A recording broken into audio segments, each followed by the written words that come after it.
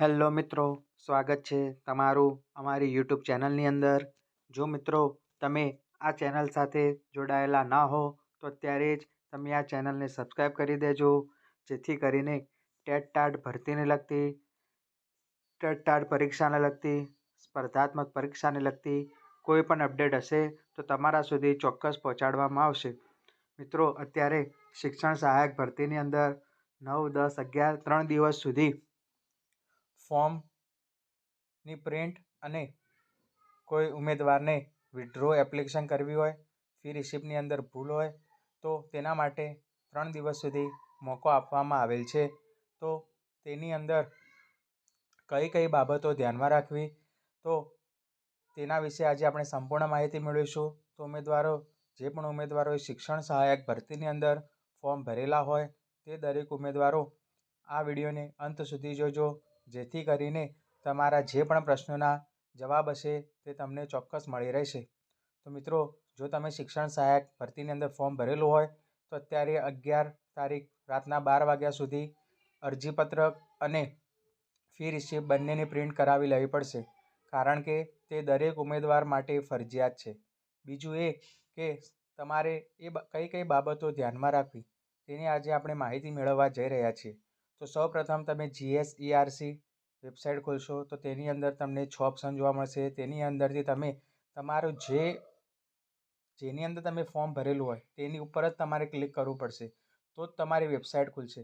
ત્યારબાદ એની અંદર તમારો ટાટ નંબર, બર્થ ડેટ અને કેપ્ચા કોડ અને પાસવર્ડ નાખવાથી તમારું ફોર્મ ઓપન થશે, જેની અંદર તમારે સૌપ્રથમ તમારા અરજીપત્રકની આ બાબતો ખાસ જોઈ લેવી, જેની અંદર EWS હોય કે SC/ST કેટેગરીનો જે નંબર હોય તે. ત્યારબાદ બીજું એ કે તમારું કોઈ ફોર્મની અંદર ચેન્જ થયું નથી. આ દરેક બાબતો ખાસ જોઈ લેવી, કારણ કે અત્યારે જો તમે ખોલશો અને કદાચ તમારાથી કોઈ ટીક થઈ જશે ભૂલથી તો તેની અંદર સુધારો વધારો થઈ શકે છે.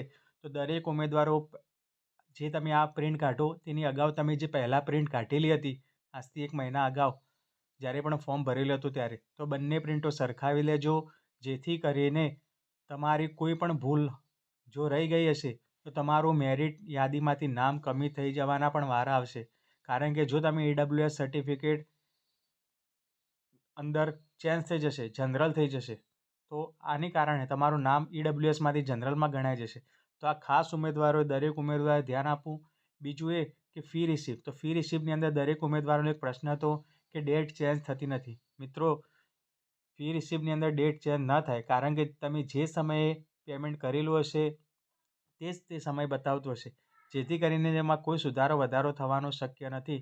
તેથી દરેક ઉમેદવારોને વિનંતી કે ફી રિસિપ્ટની અંદર પ્રિન્ટ નીકાળી લેજો, જેથી કરીને તમારી જ્યારે પણ ભરતી પ્રક્રિયાની પ્રોસેસ શરૂ થાય ત્યારે તમારે આ બંને ડોક્યુમેન્ટ તમારા બાજુ જોશે, એક ફીની પાવતી અને બીજું એ કે તમારું ફોર્મ. તો આ ફોર્મની અંદર નીચે ડેટ ચેન્જ થઈને આવશે.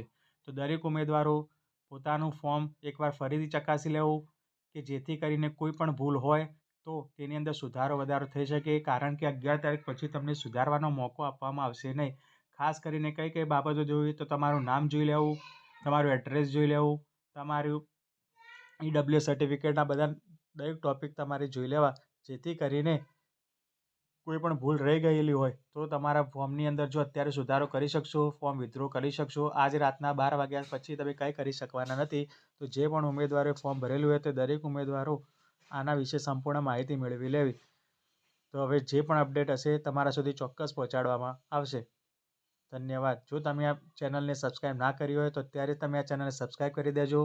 વિડીયો ગમે તો લાઈક કરજો અને વધુમાં વધુ તમારા મિત્રો સુધી શેર કરવાનું ભૂલતા નહીં, જેથી કરીને કોઈ પણ ઉમેદવારને ટેટ ભરતીની માહિતી જોઈતી હોય તો ચોક્કસ તેને માહિતી મળી રહેશે.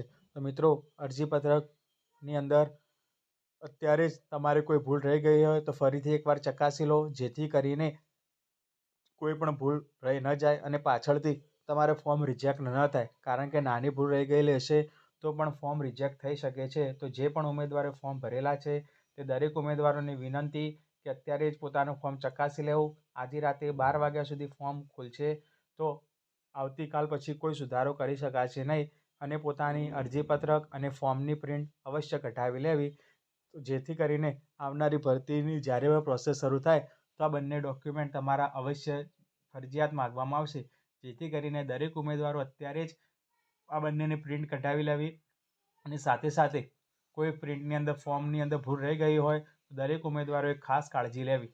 ધન્યવાદ.